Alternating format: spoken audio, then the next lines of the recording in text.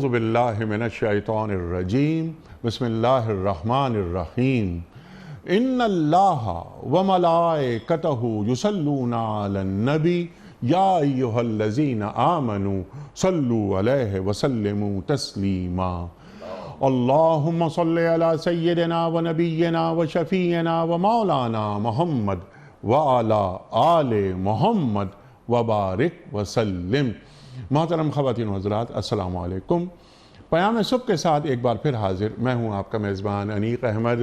قرآن کریم کی مختلف آیات پر روزانہ بات ہوتی ہے اور اپنے وطن عزیز کے جید علماء تشریف لاتے ہیں، ان سے ہم سیکھتے ہیں، قرآن کریم سے قریب ہونے کی کوشش کرتے ہیں۔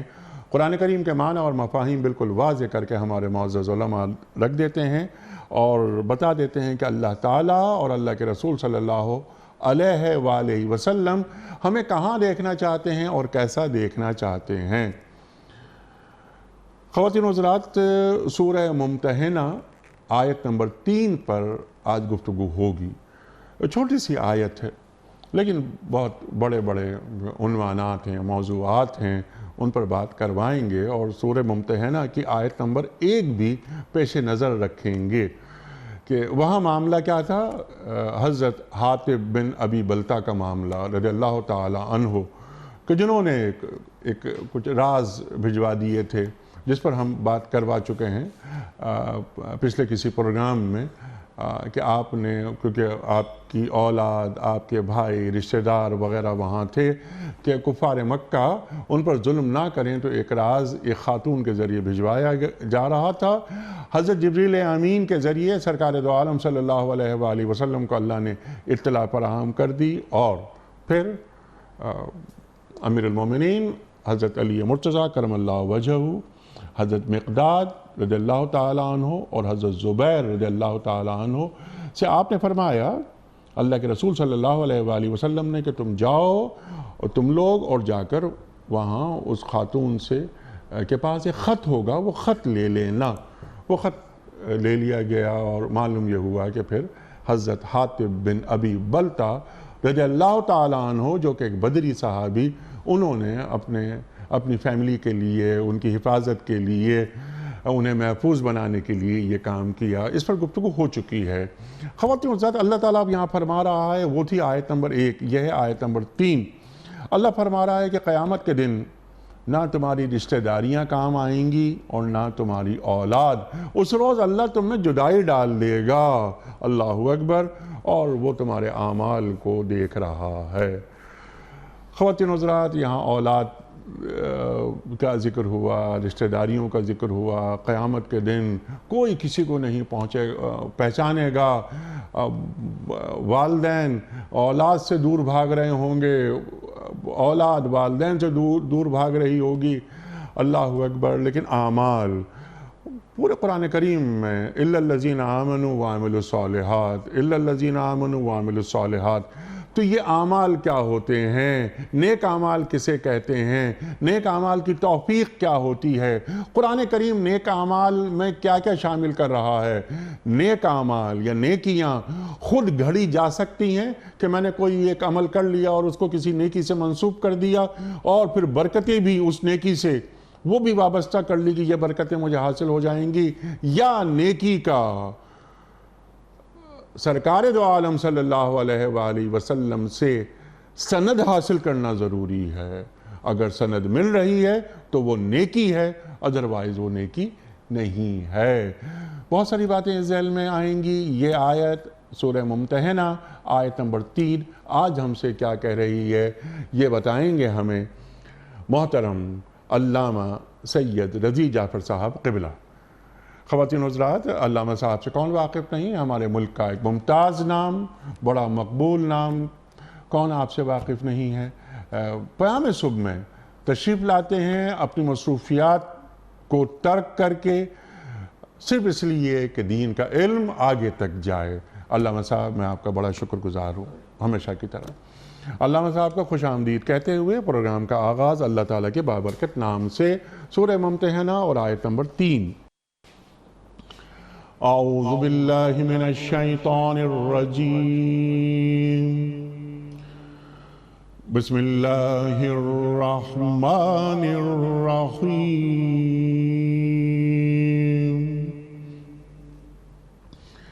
لن تنفعكم ارحامكم ولا اولادكم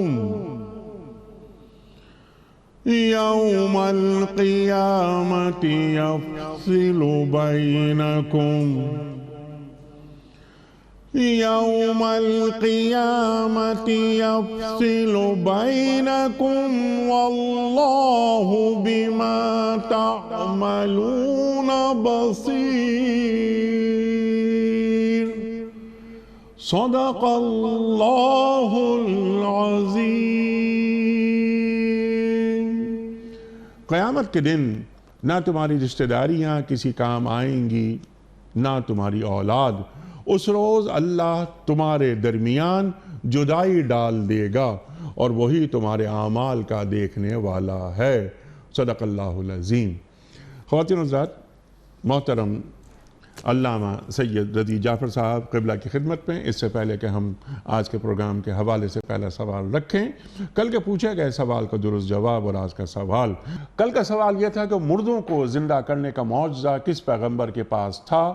درست جواب حضرت مسیح علیہ السلام. آج کا سوال نوٹ فرما لیجئے. قرآن کریم کی کس صورت میں سونے چاندی کا ذکر آیا ہے؟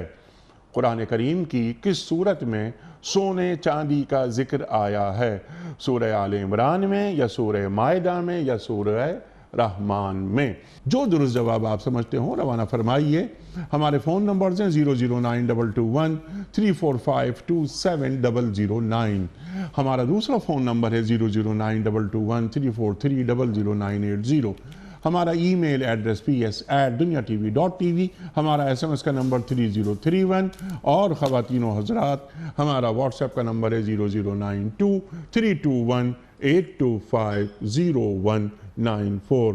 حضرت ارشاد فرمائیے قیامت کا دن نہ مال کام آئے گا نہ اولاد رشتہ داریاں کچھ نہیں، اعمال کام آئیں گے. اللہ کیا فرما رہا ہے؟ جدائی کیسے آ جائے گی؟ ارشاد. اعوذ باللہ السمیع العلیم من الشیطان اللعین الرجیم. بسم اللہ الرحمن الرحیم. قیامت کی بات تو قیامت کی بات ہے جناب. یوم لا ینفع مال ولا بنون الا من اتى اللہ بقلب سلیم. اللہ اکبر. جس دن کوئی فائدہ نہیں پہنچائے گا، نہ مال نہ بیٹے، الا من اتى اللہ بقلب سلیم، مگر وہ کامیاب رہے گا جو ایک پاک و پاکیزہ دل کے ساتھ آیا. سبحان اللہ. تو مال اور اولاد اور پھر قرابتدار، ان سے انسان کی محبت فطری ہے، فطری ہے. لیکن انسان کو ہر صورت میں اپنی محبت کا مرکز اللہ کو رکھنا چاہیے. جو اللہ کا محبوب ہے اس سے رکھنا چاہیے، اور اس محبوب کے جو محبوب ہے ان سے رکھنا چاہیے.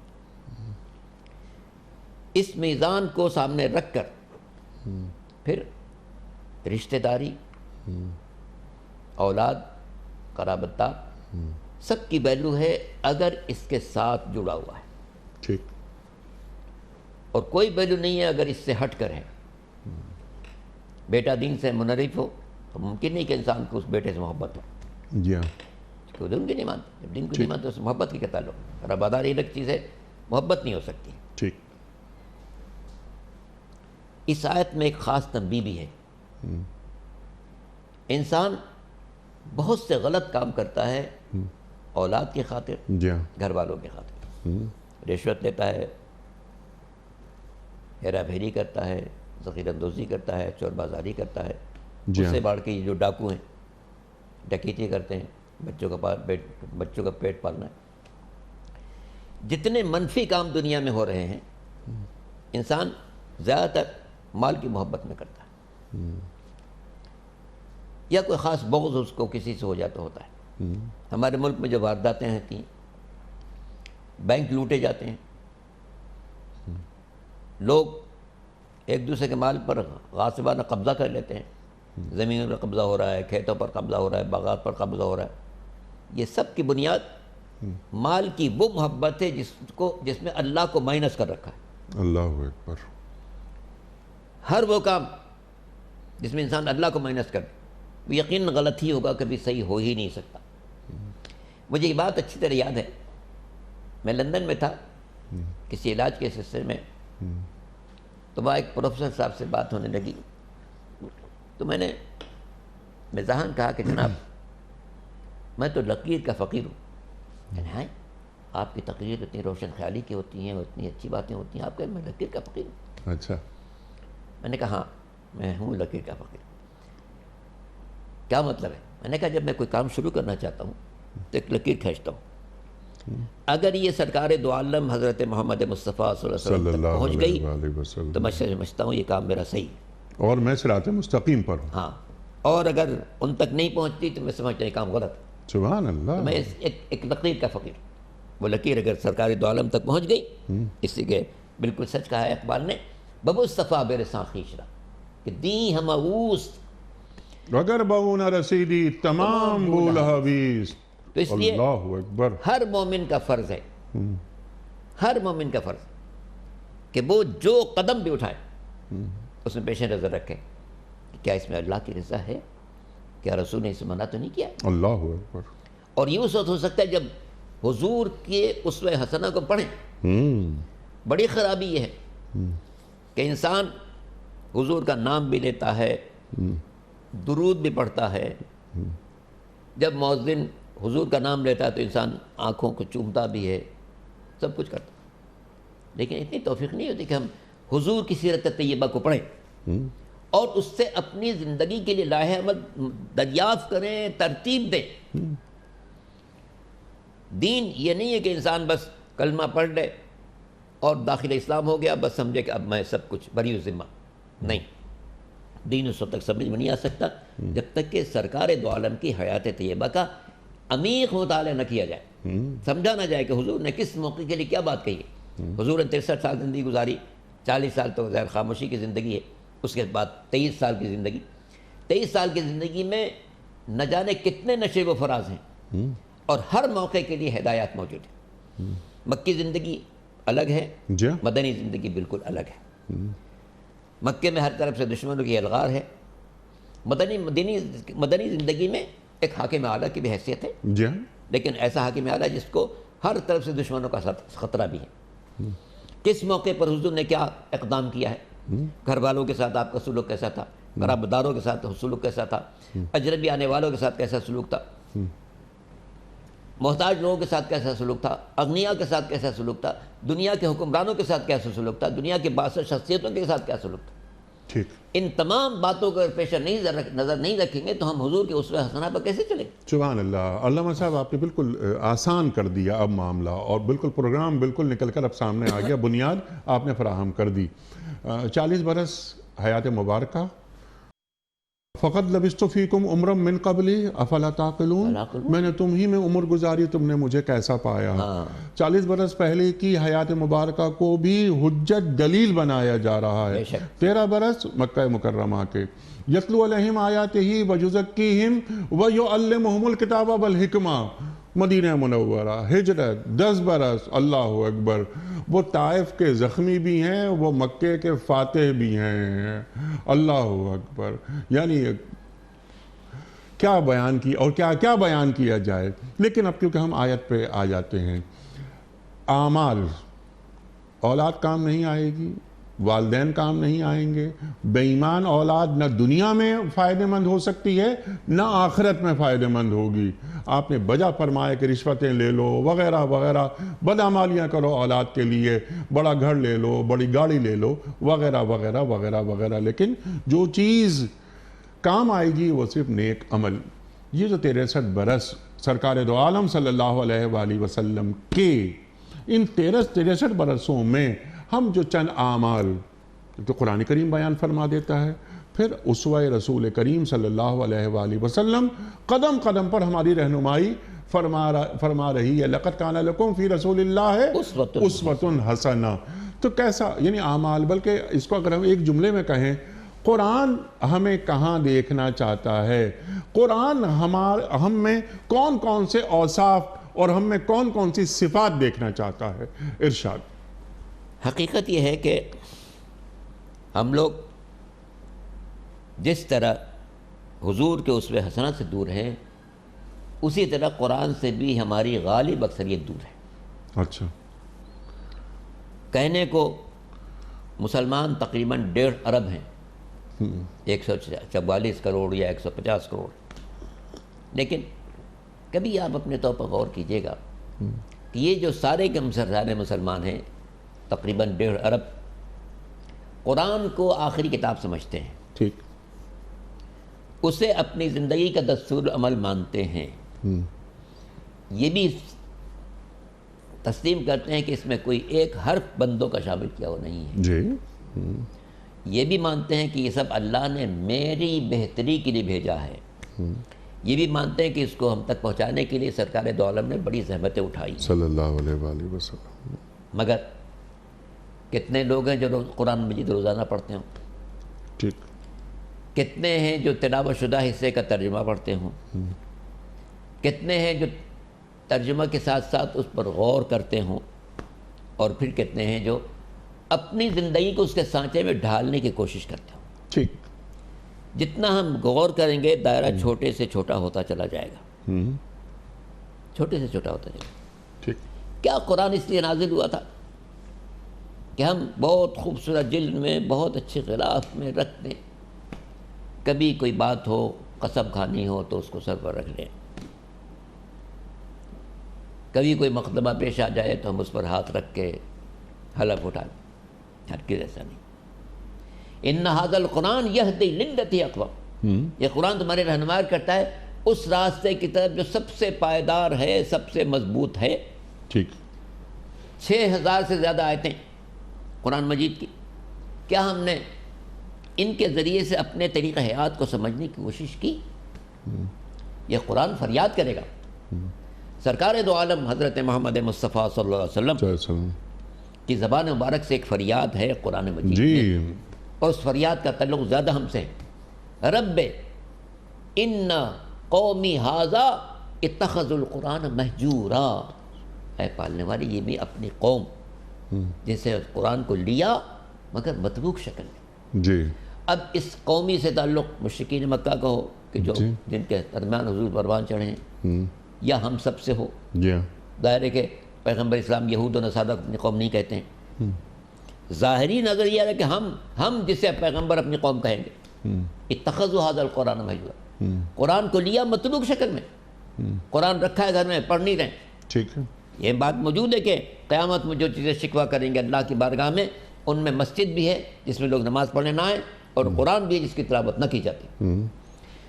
قرآن کی تلاوت کرنا اور ہے، اور اس کے بعد اس سے درس حیات حاصل کرنا۔ افلا یتدبرون القرآن، کہ یہ لوگ قرآن میں غور نہیں کرتے؟ ہم نے کیوں نازل کیا اس کو؟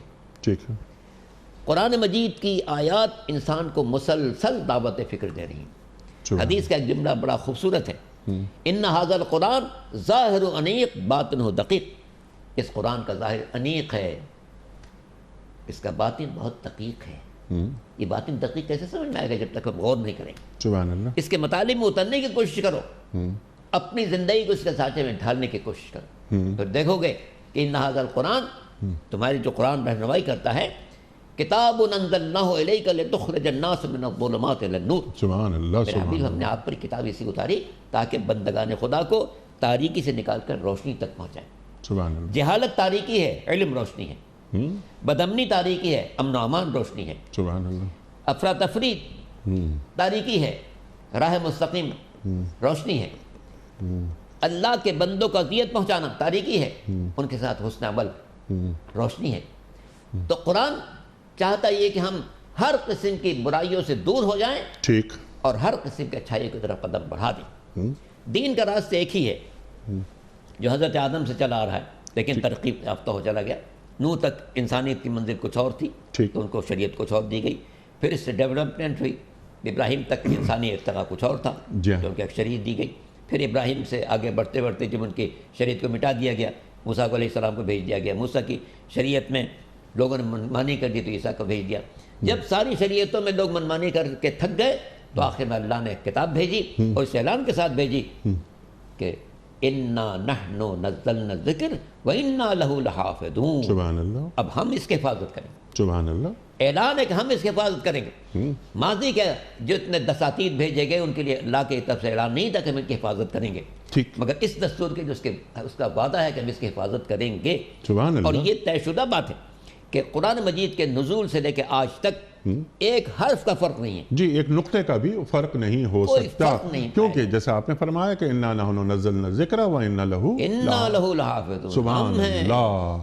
اللہ حفاظت کا وعدہ کر رہا ہے تو اللہ تعالیٰ سے زیادہ سچی بات کس کی ہو سکتی ہے؟ سبحان اللہ. سبحان اللہ. یا رب ان قوم اتخذوا ھذا القرآن مہجورا. آپ نے بات فرمائی کیونکہ قرآن کی عظمت پر تو ہم کئی مہینے بات کر سکتے ہیں, بات مکمل پھر بھی نہیں ہوگی. سوال یہ ہے کہ تمہارے اعمال تمہارے رشتہ دار, تمہاری اولاد کام نہیں آئے گی, جدائی پڑ جائے گی. اللہ تمہارے اعمال کو دیکھ رہا ہے.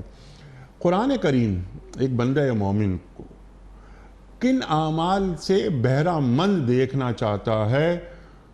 کہیں خدا نخواستہ میرے تعلق سے اللہ کے رسول صلی اللہ علیہ وآلہ وسلم کو یہ نہ کہنا پڑے جو آیت تلاوت فرمائی آپ نے کہ اس قوم کا میں فرد ہوں کہ جس قوم نے قرآن کو چھوڑ دیا تھا.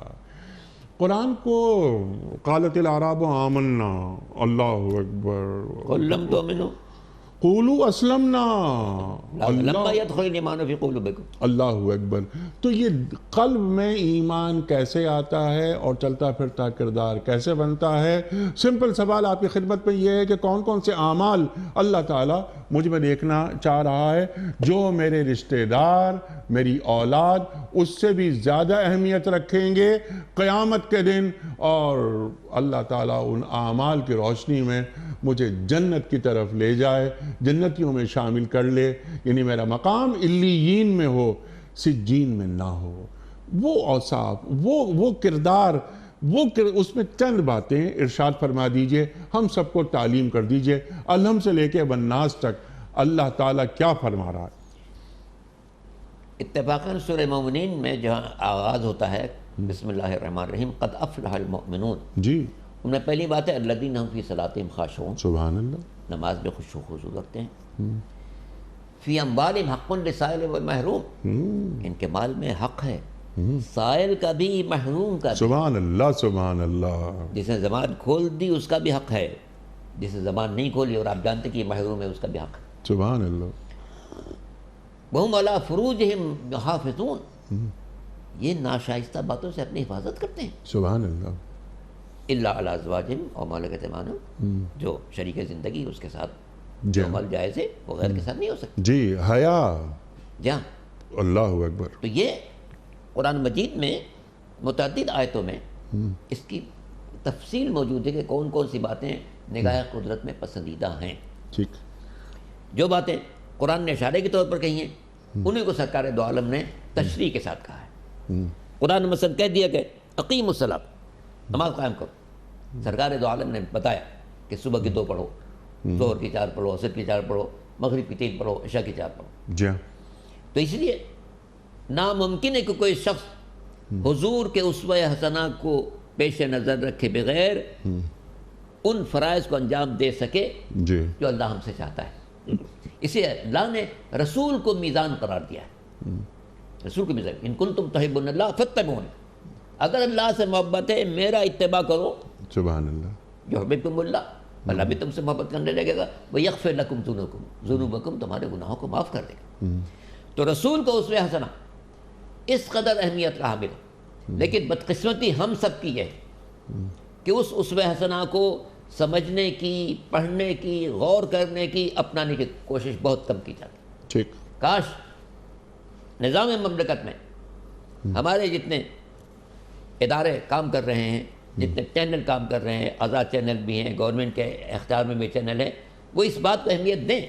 یہ آپ کا جو پیام صبح ہے یہ غیر معمولی پیام ہے کہ جس میں قرآن کی باتوں کو آپ بندگان خدا تک پہنچانے کی کوشش کرتے ہیں. کاش ہمارے حکمراں بھی اس بات کو اپنی زندگی کا ایک اہم فریضہ سمجھیں کہ وہ بندگان خدا تک سرکار دو عالم کے اسوہ حسنہ کو پہنچانے کی کوشش کریں. سبحان اللہ. اور یہ اسی ہو سکتا ہے جب تو وہ خود واقف ہوں, مگر المیہ تو یہ ہے، واقف ہوں وہ قرآن سے بھی اور صاحب قرآن سے المیہ تو بھی. یہ کہ نہ وہ قرآن کو پڑھتے ہیں صحیح طور سے اور نہ سرکار دو عالم کے حیات طیبہ کو پڑھنے کی کوشش کرتے ہیں. تو جب سمجھیں گے نہیں تو حضور کے طرز عمل پر، اس پہ عمل کیسے کریں؟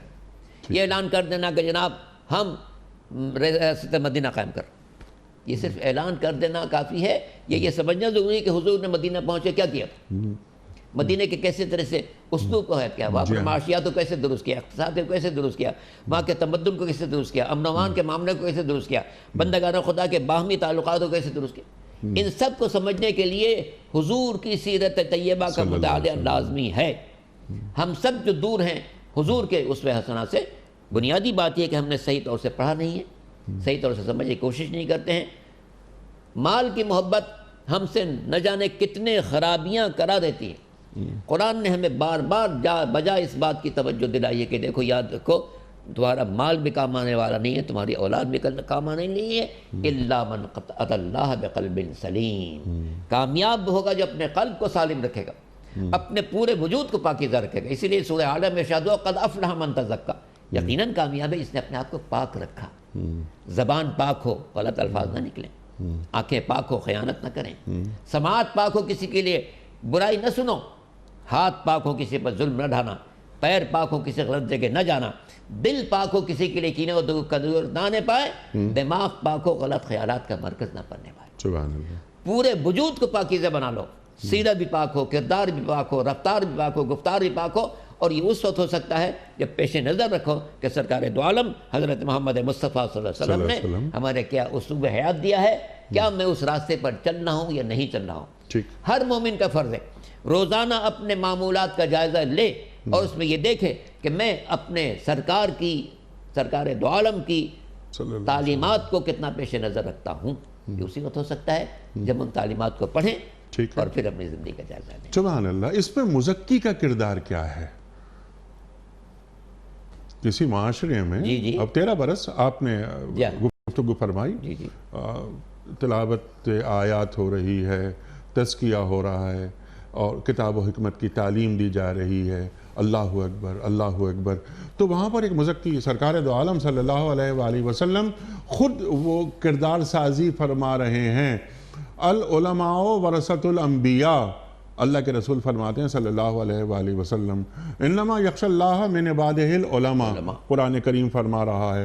یہ تمام باتیں جو آپ نے فرمائی کہ یہ تمام خوبیاں، تمام صفات، یہ کردار کی خوشبو ہمارا دین دیکھنا چاہتا ہے. تو کیا میں قرآن کریم پڑھ کر، یعنی ایک عام آدمی، میں سے مراد ایک عام آدمی، کہ اللہ تعالیٰ مجھے کہاں دیکھنا چاہتا ہے، کیسا دیکھنا چاہتا ہے، یہ کافی ہے؟ میں قرآن کریم کے ذریعے سمجھ لوں گا، اپنی شخصیت کی تعمیر کر لوں گا، یا مجھے کسی ایک مربی، مرشد اور مزکی کی ضرورت پیش آئے گی؟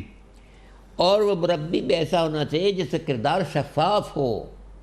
یہی وجہ ہے، آپ دیکھیں سرکار دو عالم نے اعلان رسالت سے پہلے 40 سال زندگی گزاری، ٹھیک، اور ایسی پاکیزہ زندگی، ایسی روشن زندگی، ایسی بے داغ زندگی کہ بدترین دشمن بھی ان کی طرف کوئی حرف شکایت نہیں لگا سکتا. ٹھیک.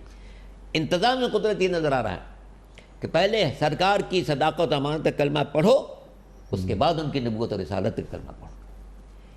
اللہ نے عجیب انتظام کیا ہے کہ وہ دشمن جو ان کی نبوت و رسالت کو نہیں مانتا تھا، اس سے بھی حضور کی صداقت کلمہ پڑھوایا، امانت کلمہ پڑھوایا. اس لیے میں سمجھتا ہوں کہ جو شخص بھی تربیت کے مراحل میں بندگان خدا کی کوئی خدمت کرنا چاہتا ہے، اس کی اپنی زندگی بھی شفاف ہونی چاہیے، پاکیزہ ہونا چاہیے، کردار اس کا بلند ہونا چاہیے، اسوہ حسنہ پر زیادہ سے زیادہ عمل پیدا ہونا چاہیے. چونکہ دل سے جو بات نکلتی ہے اثر رکھتی ہے، پر نہیں طاقت پرواز مگر رکھتی ہے. تو یہ یعنی مرشد کی ضرورت پڑتی ہے، مگر مضبوط کردار ہو. یقیناً مرشد سے مراد یہ ہے کہ وہ مرشد جس کا مضبوط کردار ہو. یعنی علم اور کردار دونوں چیزیں ساتھ ساتھ چلتی ہیں نا، کہ صرف اگر کردار ہے اس کے پاس بہت پاک صاف مصفہ لیکن علم نہیں ہے، یا علم ہے بہت زیادہ اس کے پاس لیکن اس کے پاس کردار نہیں ہے، تو یہ جو کمی ہے یہ نہیں ہونی چاہیے، جس جانب آپ نے بہت زور دیا. معاشرے کے بہت سے طبقات ہیں علامہ صاحب، اور ایک دنیا آپ نے دیکھی ہے. تو آپ یہ ارشاد فرمائیے کہ مختلف طبقات کے لیے رہنمائی کی مختلف شکلیں قرآن کریم پیش کرتا ہے. آپ فرماتے ہیں اکثر یہ بات کہ 150 کروڑ مسلمان موجود ہیں، شاید اس سے کچھ زیادہ ہوں، 56-57 ممالک موجود ہیں، مسلمان ممالک موجود ہیں، حکمران ہیں. الناس علی دین ملوکہم، عوام بڑوں کے بنائے ہوئے راستے پر چلتے ہیں. تو جو صفات اللہ اور اللہ کے رسول صلی اللہ علیہ وآلہ وسلم ایک مسلمان حکمران میں دیکھنا چاہتے ہیں، وہ قرآن کریم کیا بیان کر رہا ہے اور کیا صاحب قرآن کیا بیان کر رہے ہیں؟ کیونکہ سیرت کی پہلی کتاب قرآن کریم. ارشاد. جناب انیق صاحب، پاکستان کی 73 سالہ تاریخ میں سمجھتا ہوں شاید ہی اب کوئی ایسا حکمراں ملے جس نے پورے طور پر سرکار دو عالم کی حیات طیبہ کو شعور کے ساتھ سمجھا ہو. یہی وجہ ہے کہ اگرچہ قائد اعظم اور اللہ مقام اللہ ان کے درجات بلند کرے، آمین، انہوں نے بر صغیر کے مسلمانوں سے وعدہ کیا تھا کہ ہم پاکستان کو اسلام کی تجربہ گاہ بنانا چاہتے ہیں، جہاں ہر مسلمان کو ایک خالص روشن زندگی نصیب ہوگی، اور ہم اسے دنیا کے سامنے ایک آئیڈیل کے طور پر پیش کریں. ٹھیک. یہ وعدے قائد اعظم نے اپنی اخلاص کے ساتھ، بصیرت کے ساتھ دنیا کے سامنے کیے. اور جب آپ سے پوچھا کہ بھئی آپ کا دستور کیا ہے، تو آپ نے کہا دستور ہمارا قرآن ہے. جی ہاں، ہمارا دستور قرآن. کاش جو کچھ قائد اعظم نے فرمایا تھا اس کو ہمارے ملک کے اس 72 سال کے دوران حکمرانوں نے پیش نظر رکھا ہوتا، ٹھیک، تو آج واقعاً اسلام میں پاکستان ایک نمونہ ہوتا دنیا کے لیے. سبحان اللہ، سبحان، یقیناً ہوتا. لیکن وہ قرآن کریم کو مطلوب کیا ہے ایک حکمران سے، مسلمان حکمران سے؟ ضروری نہیں کہ پاکستان کی بات ہو، ہم عالم اسلام کی بات کرتے ہیں. حکمران کسی بھی مسلمان ریاست کا جو اپنا تعلق وجہ وجود کائنات محمد مصطفیٰ احمد مصطفیٰ صلی اللہ علیہ وآلہ وسلم سے جوڑنا اپنے لیے فخر کی بات سمجھتا ہو، جو آپ کی شفیع المذنبین کا مطلوب ہو، اسے وہ خود کو مستحق بنانا چاہ رہا ہو، تو اس کی ذمہ داری بھی کچھ فائز کرتا ہے نا. اللہ تعالیٰ اس پر عائد کرتا ہے نا کہ تم ایسے حکمران ہوگے، تم ایسے جنرل ہوگے، تم ایسے پارلیمنٹیرین ہوگے، تم ایسے کسان ہوگے، تم ایسے عالم دین ہوگے، تم ایسے پروفیسر ہوگے، اللہ حاضر قیاس. تو ہمارا دین کیا ذمہ داریاں، قرآن کیا ذمہ داریاں، جیسے الذین ان مکناہم فی الارض اقاموا الصلاۃ وآتوا الزکاۃ وامروا بالمعروف ونہوا عن المنکر، جنہیں ہم زمین پہ اقتدار دیں گے. چار اہم خصوصیات ہیں. ارشاد. نماز کو قائم کرنا، زکوٰۃ کی ادائیگی، نیکیوں کی ترویج، برائیوں کا خاتمہ. یہ بنیادی باتیں ہر اس شخص کے لیے کہ جس کو سریر حکومت پر فائز ہونے کی سعادت نصیب ہو جائے. اقامت الصلاۃ سے انسان کا اپنے رب سے رابطہ مضبوط ہوتا ہے، چونکہ نماز میں جب کھڑا ہوتا ہے تو یہ واحد عمل ہے اس میں انسان اللہ سے بات کرتا ہے. کوئی اور عمل نہیں جس میں انسان اللہ سے بات کرے سوائے نماز کے. ایاک نعبد و ایاک نستعین، پالنے والے میں تیری ہی عبادت کرتا ہوں. نہ میں بتوں کو مانتا ہوں، نہ اشجار کو مانتا ہوں، نہ احجار کو مانتا ہوں، نہ چاند کی پرستش کرتا ہوں، نہ سورج کی پرستش کرتا ہوں، نہ ستاروں کی پرستش کرتا ہوں. ایاک نعبد. اور اس میں بھی ایک اجتماعیت کو پیش نظر رکھا گیا. کوئی شخص ایاک اعبد نہیں کہہ سکتا اگر جگہ نماز پڑھ رہا ہو، بلکہ کہے گا ایاک نعبد، ہم سب تیری عبادت کرتے ہیں. تو گویا پورے معاشرے کو اپنے پیش نظر رکھے. جب رب سے پیش نظر کہے، رب کی بارگاہ میں کہے گا ایاک نعبد و ایاک نستعین، پالنے والے میں ہم تیری عبادت کرتے ہیں، تجھ سے ہی مدد مانگتے ہیں. تو جب باہر نکلے گا مسجد سے تب بھی اس کو بندگان خدا پیش نظر رکھنا چاہیے کہ یہ بھی میرا اللہ کا بندہ ہے، یہ بھی میرے اللہ کا بندہ ہے. مشرق میں ہے تو اللہ کا بندہ ہے، مغرب میں تو اللہ کا بندہ ہے، میرے شہر میں تو اللہ کا بندہ ہے، میرے صوبے میں تو اللہ کا بندہ ہے، میرے ملک میں تو اللہ کا بندہ ہے، دنیا کسی ملک میں رہتا ہو اللہ کا بندہ ہے. یہ اجتماعیت اللہ نے پیش نظر رکھی کہ انسان سب سے پہلے اللہ سے اس کا رابطہ ہونا چاہیے. اقاموا الصلاۃ، نماز کا قیام کی بھرپور کوشش کریں تاکہ انسانوں کا اپنے رب سے رشتہ مضبوط ہو.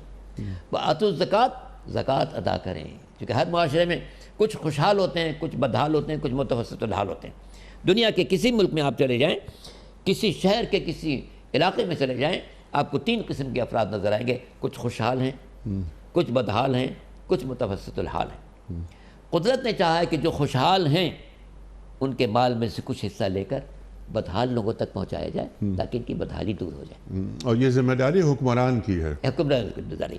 اور جو خوشحال اپنے مال کا کچھ حصہ دے گا، ایک تو اس سے بدحال کی بدحالی دور ہوگی، دوسرے اس کی طرف اس کو برکت اللہ نصیب ہوگی۔ اس کے قدرت کا وعدہ ہے من جاء بالحسنہ فلہ عشر امثالہا، جو ایک نیکی لے کر آئے گا ہم اس کو 10 گنا عطا کریں گے۔ سبحان اللہ۔ تو اگر کوئی خوشحال امیر آدمی کسی کو 100 روپیہ دیتا ہے، اللہ اس کو اس کے عوض 1000 لازماً دے گا۔ ٹھیک۔ اور بعض نیکیاں تو ایسی ہیں کہ مثل ما ينفقون فی سبیل اللہ کمثل حبۃ انبتت 7 سنابل فی کل سنبلۃ 100 حبۃ واللہ یضاعف لمن یشاء۔ وہ نیکی جو اللہ کی راہ میں خرچ کی جاتی ہے ایسی ہے جیسے ایک بیج زمین میں ڈالا گیا، اس سے ایک پودا نکلا، پودے میں 7 بالیاں لگی، ہر بالی میں 100 دانے لگے، نیکی ایک تھی عوض 700 گنا۔ واللہ یضاعف لمن یشاء، اللہ اکبر، اللہ جس کے لیے مزید کئی گنا کر دے گا۔ اللہ اکبر، یہ اخلاص کی بنیاد پر ہوگا۔ سبحان اللہ۔ جتنا اخلاص ہوگا قیمت بڑھتی چلی جائے گی، بڑھتی چلی جائے گی، یہاں تک کہ اس کا انسان کوئی حساب نہ کر سکے۔ پھر تیسرا جو اہم فریضہ ہے، نیکیوں کی تجویز کرو۔ یہ اس وقت ہو سکتا ہے جب سمجھے کہ قرآن نے کس چیز کو نیکی قرار دیا ہے، ٹھیک۔ سرکار دو عالم کس چیز کو نیکی قرار دیا ہے۔ ظاہر ہے کہ قرآن تنہا کافی نہیں ہے جب تک کہ سرکار دو عالم کے اسوہ حسنہ کو پیش نظر نہ رکھا جائے، ٹھیک ہے۔ قرآن نے اشارے تو کیے ہیں لیکن ان اشاروں کی تشریح سرکار دو عالم نے کی ہے کہ تم اللہ کے راہ میں جہاد کرو، مگر جہاد کا طریقہ سرکار بتائیں گے۔ تم لوگ نماز پڑھو، نماز کا طریقہ سرکار بتائیں گے۔ تم لوگ روزے رکھو، روزے کے شرائط سرکار بتائیں گے۔ تم زکوٰۃ ادا کرو، زکوٰۃ کا نصاب سرکار بتائیں گے۔ اسی طرح دین کے جتنے احکام ہیں قرآن اصول دے گا، پیغمبر اس کی تشریح کریں گے۔ سبحان اللہ۔ اس سے بندے مومن کا فرض ہے قرآن کی آیات کو پڑھتا چلا جائے، سرکار دو عالم سے اس کی تشریح سمجھتا چلا جائے، پھر اپنی زندگی کو روشنی کا بنانا بناتا چلا۔ سبحان اللہ۔ یہ بندہ مومن، اور یہ بندہ مومن ایک عام بندہ مومن نہیں، یہ کسی مسلمان ریاست کا سربراہ ہے، جو آپ نے بالکل واضح کر دی کہ مسلمان ریاست کا سربراہ ایاک نعبد و ایاک نستعین پڑھ رہا ہے، اور ایک بندہ مومن جو ایک عام آدمی ہے اس کے اور سربراہ کے ایاک نعبد و ایاک نستعین پڑھنے میں سب شریک ہیں، سب شریک ہیں۔ اور عوام کو معلوم ہو کہ ہمارا سربراہ جو ایاک نعبد و ایاک نستعین پڑھ رہا ہے وہ اس کے معنی اور مفاہیم بھی جانتا ہے، اور وہ نماز کا نظام بھی قائم کرنا چاہتا ہے، قرآن کو اس سے مطلوب ہے، زکوٰۃ کا نظام بھی قرآن کو اس سے مطلوب ہے۔ قرآن یہ چاہتا ہے کہ مسلمان ریاست خواہ کوئی بھی ہو، اس کا حکمران نیکی کا پرچار کرے، برائی کا سد باب کرے، برائی کا سد باب کرے۔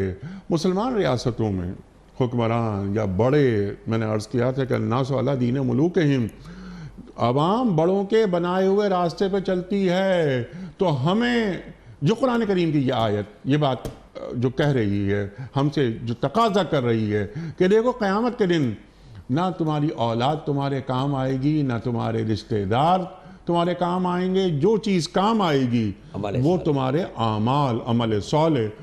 تو ہمارے بڑے ہوں یا نیچے، اللہ اکبر، ان کے پاس یہ پیمانہ جو قرآن فراہم کر رہا ہے، یہ معیار، یہ رفتہ رفتہ اس کی گرفت ڈھیلی کیوں پڑتی جا رہی ہے؟ اس لیے کہ اس بات کو فراموش کر دیا کہ عمل سے زندگی بنتی ہے، جنت بھی جہنم بھی۔ یہ خاکی اپنی فطرت میں نہ نوری ہے نہ ناری ہے۔ نماز کے بارے میں اقبال کا کتنا اچھا کلام ہے۔ آ گیا عین لڑائی میں اگر وقت نماز، قبلہ رو ہو کے کھڑی ہو گئی سب قوم حجاز۔ نہ کوئی بندہ رہا، ایک ہی صف میں کھڑے ہو گئے محمود ایاز، نہ کوئی بندہ رہا اور نہ کوئی بندہ نواز۔ تیری درگاہ میں پہنچے تو سبھی بندو آقا و محتاج و غنی ایک ہوئے، تیری درگاہ میں پہنچے تو سبھی ایک ہوئے۔ اگر نماز کو اس روح کے ساتھ پیش نظر رکھا جائے کہ صف میں جو لوگ کھڑے ہیں ان میں چپراسی بھی ہو سکتا ہے، چوکیدار بھی ہو سکتا ہے، حاکم بھی ہو سکتا ہے، حاکم کا ماتحت بھی ہو سکتا ہے، اس تصور کو زندگی کے ہر حصے میں رائج کریں کہ جتنی بھی زمین پر روئے، زمین پر جس نے ہمارے مملکت میں افراد زندگی گزارے، سب اللہ کے بندے ہیں۔ جیسا کہ سرکار دو عالم نے عرفات کے خطبے میں ارشاد فرمایا تھا، کلکم من آدم آدم من تراب، جی تم سب آدم کے اولاد ہو، آدم مٹی سے پیدا ہوئے. فخر کیسا ہے؟ فخر الا بالتقوی. اِنَّ أَكْرَمَكُمْ عِندَ اللَّهِ أَتْقَاكُمْ. قرآن کریم فرما رہا ہے نا. تو اقبال کا آپ نے ذکر کیا، پھر نماز وغیرہ. تو اقبال تو سجدے کی جو بات کرتے ہیں کہ سجدہ، یہ مصرع لکھ دیا کس شوخ نے محراب مسجد پر، یہ ناداں گر گئے سجدوں میں جب وقت قیام آیا. وقت قیام آیا. اللہ اکبر. کیا بلیغ بات کہی ہے، کیا بلیغ بات کہی. اقبال تو یہ فرماتے ہیں نا کہ میری شاعری قرآن کریم کے سمندر سے اٹھنے والی موجوں کا نام ہے. تو سجدہ ٹوٹل سبمیشن. لیکن ہمارے جو حکمران ہیں انہوں نے سجدہ کسے کیا ہوا ہے، اور کیا ان کے اندر یہ قرآن کریم کی جو حرارت ہے وہ کبھی کوئی جگہ بناتی بھی ہے یا نہیں؟ ہم دیکھتے ہیں کہ پورا جو مسلم گلوب ہے وہاں اس قسم میں یعنی ایک الا ماشاء اللہ کہیں کوئی آواز نکل آتی ہے، ورنہ یہ 160-170 کروڑ مسلمان حکمران کی تلاش میں ہے، میر کارواں کی تلاش میں ہے. اللہ اکبر، اللہ اکبر. تو اب اس کے لیے لیکن مایوسی ان میں نہیں. سے بیشتر کا مسجود جو ہے وہ مفادات ہیں. مفادات، عافیت کو عذر بنا لیا گیا ہے. لیکن آپ کنکلوڈ فرما دیجئے علامہ صاحب. بتا اچھا کوئی کسی قسم کی مایوسی کی ضرورت نہیں ہے. یہی قوم بہت آگے جائے گی. بس جھرجھری لے ذرا کر نم ہو تو یہ مٹی بڑی زرخیز ہے ساقی. یہ بھی اقبال فرماتے ہیں. اقبال تو فرماتے ہیں نا کہ نکل کے صحرا سے جس نے روما کی سلطنت کو الٹ دیا تھا، سنا ہے میں نے یہ قدسیوں سے وہ شیر پھر ہوشیار ہوگا. تو یہ ملت اسلامیہ، یہ امت مسلمہ، یہ کبھی بھی کھڑی ہو سکتی ہے. سب کچھ موجود ہے، یعنی خام مال سب موجود ہے. بس ایک مرد مومن، ایک میر کارواں کی ضرورت ہے جو انہیں لے کر آگے چلے. کام ہو رہا ہے، ہو سکتا ہے 50-100 سال مزید لگیں، 200 سال لگ جائیں، لیکن آدمی کو اپنا رخ اللہ کی طرف سیدھا رکھنا چاہیے، خواہ وہ حکمران ہو یا خواہ وہ ایک عام آدمی ہو. اب میرا سوال آپ سے صرف یہ ہے کہ اس کے لیے ایک لاہ عمل درکار ہے. ایک ہوتی ہے نا کہ حکمت عملی نہیں، عملی حکمت. تو عملی حکمت کیا ہونی چاہیے؟ کس طرح ہم نکلیں یہ ذہنی فکری غلامی سے، اور اسی طرح تسخیر کائنات کریں جس کا درس ہمیں قرآن دے رہا ہے. ہم اپنے اعمال میں بھی بہت آگے ہوں اور ہمارے مدارج، ہمارے مقامات بھی بہت بلند ہوں کہ اللہ ہمیں یہاں دیکھنا چاہ رہا ہے. اور اس کے لیے ایک ہمگیر تربیتی نظام کی ضرورت ہے. جی، کہ انسانوں کی تربیت بچپن سے کی جائے. بچپن سے تربیت اس بات کی جائے کہ یہ قرآن زندگی کا اسلوب ہے، اور سرکار دو عالم کی تعلیمات اس کی تشریح ہیں. ٹھیک. ہمارا المیہ بہت بڑا. مثلا آپ غور کریں، پارلیمنٹ میں ہمارے 350 کے قریب افراد ہیں جو اس کے رکن ہیں اور چنے گئے ہیں، لاکھوں کی تعداد میں ان کو ووٹ ملے. لیکن کتنا بڑا المیہ ہے؟ ان میں کتنے ہیں جن سے اگر قرآن مجید کی کوئی سورہ کی آپ تلاوت چاہیں تو وہ صحیح کر سکیں؟ ٹھیک. جہاں یہ صورتحال ہو، ٹھیک.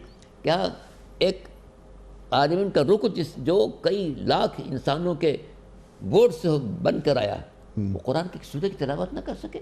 ٹھیک. ایسے منظر سامنے آ چکے ہیں کہ اس کا کہا گیا قرآن کے قل هو اللہ پڑھ دو، وہ قل هو ولد نہیں پڑھ سکا. ٹھیک ہے. لیکن علامہ صاحب یہی بچہ، یہ پارلیمنٹیرین جب بچہ تھا تو ایک دم تو بڑا نہیں ہو گیا نا. یہ تو اس کو والدین بھی ملے تھے، تو احساس یہ ہوتا ہے کہ اس گھر میں بھی دین کو اہمیت حاصل نہیں تھی. پھر وہ تعلیمی ادارے میں گیا، اس نے تعلیم حاصل کی کہ وہ ممبر پارلیمنٹیرین جو سورہ اخلاص نہیں پڑھ سکتا، وہ تعلیمی ادارے سے بھی گزر آیا. ماں کی گود پہلا درسگاہ ہوتی ہے، وہاں سے نکل کر تعلیمی ادارہ، یونیورسٹی وغیرہ تک اگر پہنچا وہ یہاں تک پہنچ گیا. لیکن ٹھیک ہے، جو ہونا تھا وہ ہو گیا. آپ نے بجا فرمایا کہ بعض لوگ، ہمارے تمام پارلیمنٹیرینز نہیں، کچھ لوگ ایسے ہیں کہ جو سورہ اخلاص نہیں پڑھ سکتے. لیکن کیا ہم نے من حیث القوم جو ہمارے بڑے ہیں، جیسے پارلیمنٹیرینز ہیں، ہمارے وکلاء ہیں، ہمارے جنرلز ہیں، ہماری عدلیہ ہے، ججز ہیں ہمارے، کیا علماء نے ان کی تربیت کے لیے ان تک اپروچ کی یا ان کو بٹھایا کہ تم آؤ بیٹھو؟ ہم بتا دیں آپ کا مقام، علماء کا مقام بہت بلند ہے. ایک وجہ کیا یہ نہیں کہ علماء کا معاشرے کے بڑوں سے رابطہ کچھ کمزور ہو گیا ہے؟ دونوں باتیں آپ کہہ سکتے ہیں کہ علماء کا رابطہ کمزور بھی ہے لیکن ایک حد تک قوی بھی ہے. غور کیجئے، مثلا کراچی میں میں سمجھتا ہوں کہ تقریباً 5,500 مساجد ہیں اس شہر کے اندر. ہر مسجد کے اندر ایک خطیب، ایک عالم موجود ہے. اس عالم کا ہر روزانہ 5 نمازوں میں اپنی قوم سے رابطہ ہے. ضرورت اس بات کی ہے کہ یہ علماء، یہ پیش نماز حضرات ایسے باخبر ہوں جو اپنے مامومین کی صحیح تربیت کر سکیں، ٹھیک، اور ان میں اٹریکشن ہو کہ وہ اپنی قوم کو کھینچ سکیں اپنی طرف، اور ان کے اندر روح عمل کو بیدار کر سکیں. ٹھیک، تو یہ ایک بڑی ذمہ داری ادا کر سکتے ہیں. ٹھیک ہے. علامہ صاحب آپ کی بات 100% درست ہے. یہ اس وقت 2.5 لاکھ سے زیادہ مساجد ہیں اس مملکت خدا داد میں، تو وہاں ہوتی ہے گفتگو، ہوتی ہے، عوام الناس جاتی ہے. میرا اشارہ اس جانب تھا جیسے آپ نے فرمایا کہ 350 ہمارے ممبران ہیں پارلیمنٹ کے جو اسلام آباد میں ہیں، جو لاکھوں افراد انہیں منتخب کر کے بھجواتے ہیں. 15 20 25 پارلیمنٹیرینز کے ساتھ گفتگو ہو اور دین کا پیغام ان تک پہنچے. ہمارے پاس جو ججز ہیں، اچھا یہ صرف قومی اسمبلی کی بات نہیں ہو رہی، ہم صوبوں کی جو اسمبلیز ہیں وہاں کے سینٹ کی بھی بات کرتے ہیں کہ سینیٹرز جو ہیں ان تک دین کا پیغام پہنچے. ہماری عدلیہ، جوڈیشری، ججز موجود ہیں، ان تک بڑے ہمارے لیے لائق احترام ہیں. اللہ نے انہیں بڑا مقام دیا ہے. شرعی عدالت کام کر رہی ہے، لیکن کیا صرف وفاقی شرعی عدالت کا جج ہی قرآن کو جانے گا؟ ایسا نہیں ہے. قرآن کو ہر مسلمان کو، ہر اہل ایمان کو جاننا ہے. ہماری سپاہ ہے، ہماری سپاہ، اللہ اکبر اللہ اکبر. کیا یہ ہماری سپاہ ہے؟ کیا معمولی سپاہ ہے؟ ہماری سپاہ اللہ نے کیا مقام دیا ہے انہیں؟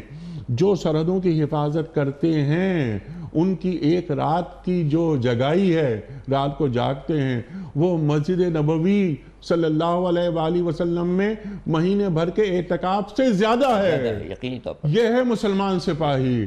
تو جو جنرلز ہیں ہمارے، وہ 1 سٹار ہوں، 2 سٹار ہوں، 3 سٹار ہوں، 4 سٹار ہوں، یعنی ہمارے پاس تو جنرل صاحب ہیں، ان کو بتایا جائے کہ آئیے. تو اسی طرح علی ھذا القیاس ہمارے وکلاء ہیں، ہمارے پروفیسرز ہیں. ایک فزکس کا پروفیسر، ایک جدید ذہن رکھنے والا آدمی قرآن کا خادم کیوں نہیں ہو سکتا؟ ان سب پر یہ فرض ہے کہ ان کے حلقے میں جو جید علماء ہیں ان سے دین سیکھیں. اچھا، کہ جناب جوڈیشری کے لیے سرکار دو عالم نے کیا فرمایا ہے، ایک ماہر اقتصادیات ہے اس کے لیے حضور نے کیا فرمایا ہے، سبحان اللہ، سبحان ایک سائنس کا پروفیسر ہے اس کے لیے حضور نے کیا فرمایا ہے، ایک نظام مملکت کو چلانے والا ہے اس کے لیے حضور نے کیا فرمایا ہے، سبحان اللہ، ایک ماہر تعلیم اس کے لیے حضور نے کیا فرمایا ہے. خود جائے اور خود جا کر اپنی ذمہ داری کو کوئی نہیں کہہ محسوس سکتا کہ کرتے میرے ہوئے. پاس کوئی عالم نہیں ہے. ہر ایک کے پاس ایک نہ کوئی عالم موجود ہے جو اس کے نزدیک معتبر ہو، اس سے دین سیکھے تاکہ اسے اندازہ ہو کہ میں جس شعبے میں ہوں اس کے لیے سرکار دو عالم کے. علامہ صاحب، میں آپ کا بڑا شکر گزار، آپ تشریف لائے اور ہمیشہ کی طرح ہماری علمی کمی کو آپ نے دور فرمایا. اللہ آپ کو سلامت رکھے. وقت مکمل ہوا ہمارے آج کے پروگرام کا. خواتین حضرات، سورہ ممتحنہ اور آیت نمبر 3 پر گفتگو فرمائی ہمارے معزز مہمان نے.